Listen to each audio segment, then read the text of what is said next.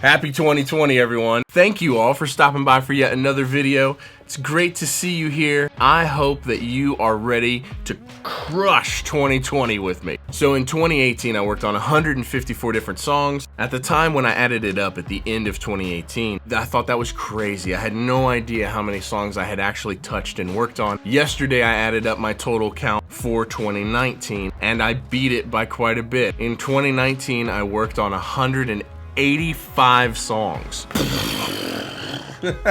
I don't really understand how that happened. This is while building a studio, while building a house, while being the first full calendar year as a dad. In the first half of 2019, my daughter was in daycare part-time. I was watching her part-time while launching a YouTube channel. Man, that's crazy to me. Now, this 185 songs is a combination of songs that I produced, songs that I mixed, songs that I mastered, songs that I played guitar on, or some combination. Some of the songs I did all of those things, and some of the songs I just mastered, or some of the songs I just played guitar on, some of the songs I just mixed. But I thought this would be a really cool idea to break this down on how I got to 185 songs in one calendar year. My workflow, my gear, all of the things, networking, all the things that collectively worked together to help get me to 185 songs, and I hope that this will help some of you. Speaking of building a YouTube channel, I'm almost to 10,000 subscribers. 4 months ago, I was at 100 subscribers. That is absolutely crazy to me, so thank you all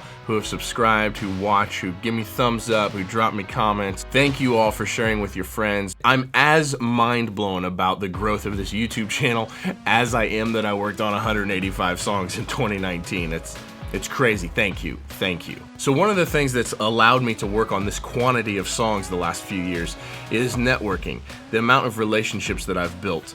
I have had coffee with between 1 and 3 people a week since I moved to Nashville almost 5 years ago now. I'm not even gonna do that math. Building those relationships is a big part of it, and you all know how much I love coffee. So I actually have a coffee meeting right now with someone that I've never met before. So we're gonna do that. Then we're gonna talk about all this other stuff. Let's go have coffee. So I've touched on this in other videos, but I feel like I need to touch on it right here so that way this is a standalone video.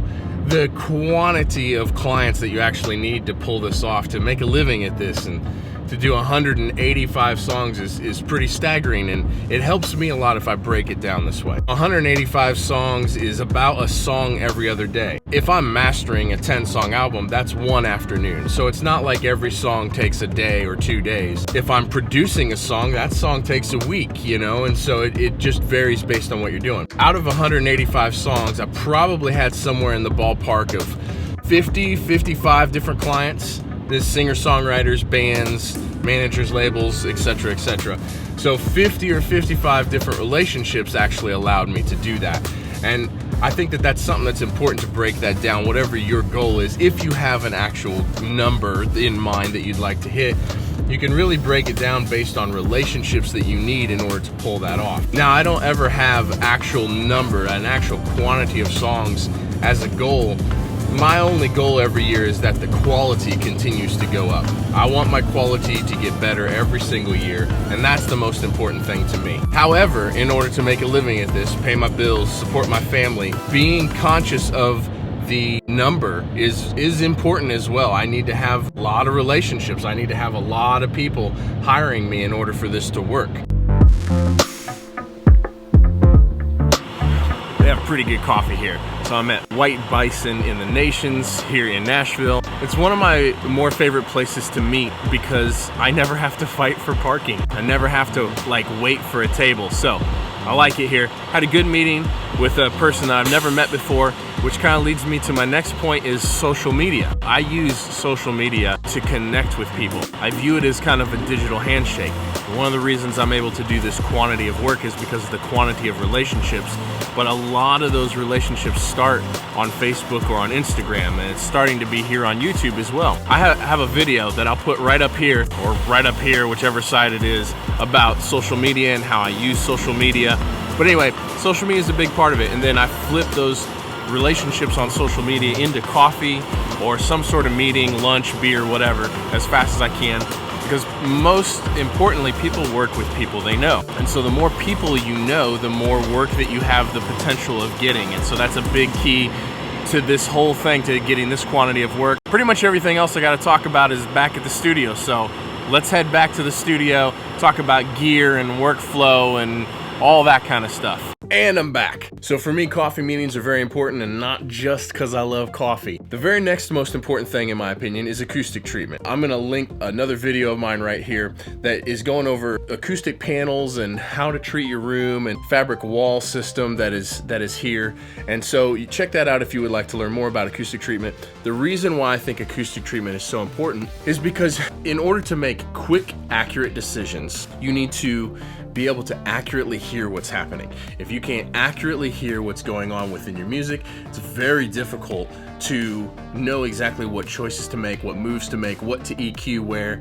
And so one of the biggest factors in me creating music as fast as I can create it is making good decisions, smart decisions the first time, not ever second guessing myself, not ever making moves that are unnecessary.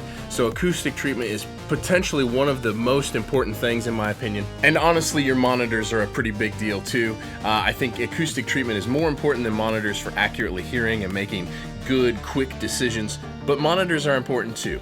So I have multiple sets of monitors here. I've got Event Opals and NS10s and Oratone 5Cs, and basically what that does for me is, as long as what I'm working on sounds good on all three of those things, it's good everywhere. It will sound good on your cell phone, it will sound good in your car, it will sound good in the grocery store. That's my way of making sure that I'm making stuff sound good. I don't do car checks anymore. My room's treated good. I've got multiple monitoring things. I know that when it sounds good in here on all three of those monitors, it sounds good everywhere. So every piece of gear that I have in here has been handpicked to solve a problem for me. I don't use gear that fights me. I want things to sound great and finished as I'm doing it. You know, it's one of the reasons why I'm a big fan of tube amps, and I'm a big fan of like higher end boutique pedals and stuff, is because I find that in the mixing process, I don't have to fight them to get the way that I want them to sound. Just kind of is great right from the beginning. So it's the same way for my rack gear. Every piece of rack gear that I have has been chosen to solve a particular problem for me and to make my workflow faster. It's not about, ooh, I gotta have a bunch of analog gear. It's not even necessarily that I think analog is better, outboard is better than plugins. However, they do allow me to get to the end, the finish line, faster than plugins, and that's why I have select pieces of outboard gear. So kind of what I've settled on is master bus. I have a pair of preamps that my mix bus goes through, and then it goes through a compressor as well. And then I have a kick EQ, kick compressor, snare EQ, snare compressor, vocal EQ, vocal compressor, and a drum bus compressor. And those are on every mix all the time, no matter what, and it helps me get to the finish line faster. It's as much about it being faster as it is about it sounding better. I can get better results faster this way. It's easier for me to use my ears instead of my eyes. When I'm just reaching down, I'm just reaching to a plug-in and I'm listening and I'm turning knobs, looking at the speakers. I'm not even looking at the knobs, I'm turning knobs until I like what I hear. And so that helps me get to the finish line faster because I'm really truly using my ears much more so than using my eyes, which can be a problem for me when I'm mixing in the box. I'm looking at an EQ, I'm seeing the frequency on the EQ on the fab filter, and I'm like, ooh, that looks like that's a little steep at 200 hertz. You know, it's very easy to fall into that trap. Now, I've talked about the kind of gear that I'm using in multiple other videos, so check out some of the other videos. So the other thing is how I've positioned the gear within the rack here.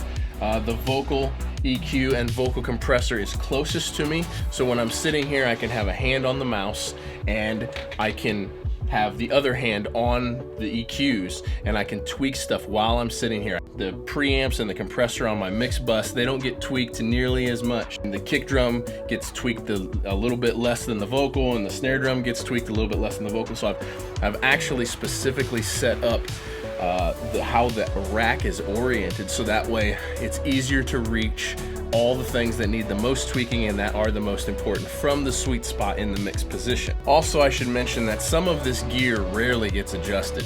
My bus compressor stays the same on just about every mix, no matter what. How I recall things, I just take a picture of the racks of whatever gear that I'm using. I airdrop the picture from my phone to the computer, and then I name the photo, the name of the song, what mix revision it is, and then recall. And then that gets stored, that photo gets stored in the song folder of the song that I'm working on. So that way when I need to do a recall, I literally just pull up the photo and look at it, zoom in on it, and tweak all the knobs to whatever it is that they were set at in the photo.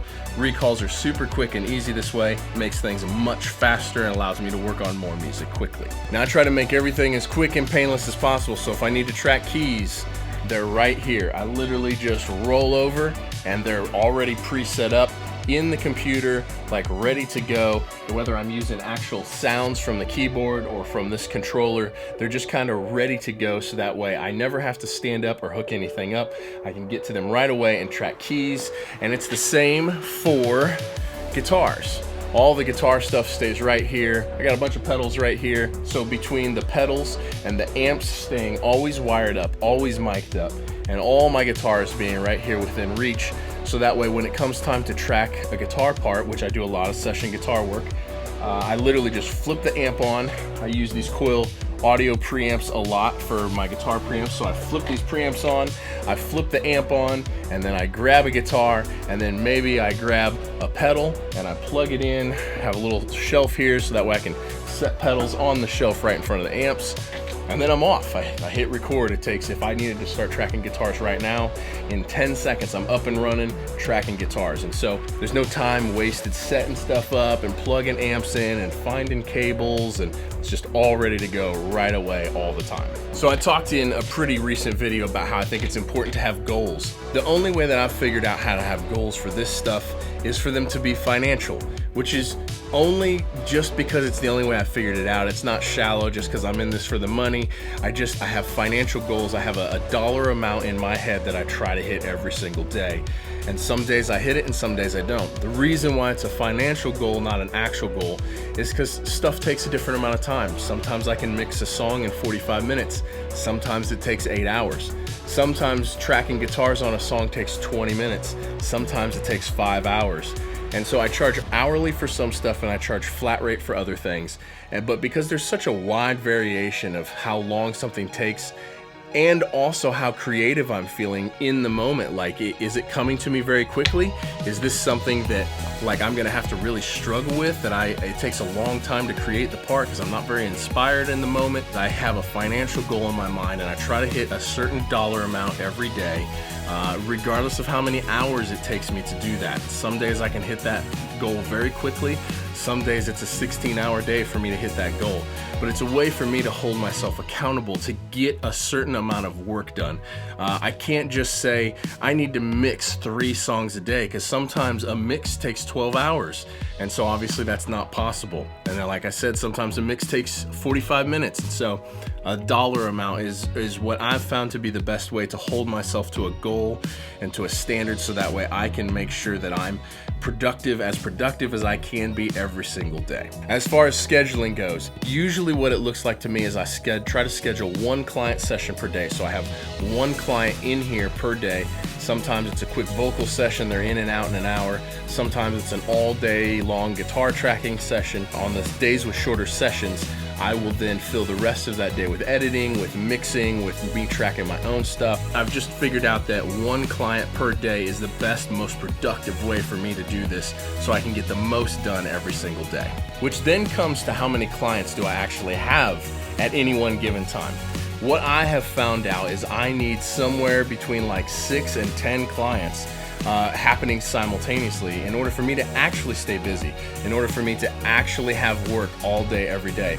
Because otherwise you end up with, scheduling issues, so-and-so's out of town. You end up with financial issues, an artist kind of ran out of money, or they got to wait till they get paid. And so one of the things that I can't do in terms of being able to pay my bills with this and actually accomplishing 185 songs in a year I can't have downtime. I can't have whole days where I'm sitting around twiddling my thumbs because I've got nothing to do. And so one of the things that helps me do this is to have multiple clients happening simultaneously. So there's always something lined up. Well, that does it for me. Thank you guys so much for watching yet again. If you wouldn't mind, hit the subscribe and the bell icon next to the subscribe. Give me a thumbs up on this video. Drop me a comment if it's something that you enjoyed or if you got something out of it. I really hope that this helped you figure out how to be more efficient so that way you can get more things done in 2020. I hope 2020 is the best year for you yet. I'm pretty sure it's going to be the best year for me yet. Anyway, thank you guys so much for sticking around and dropping by for another video. Peace.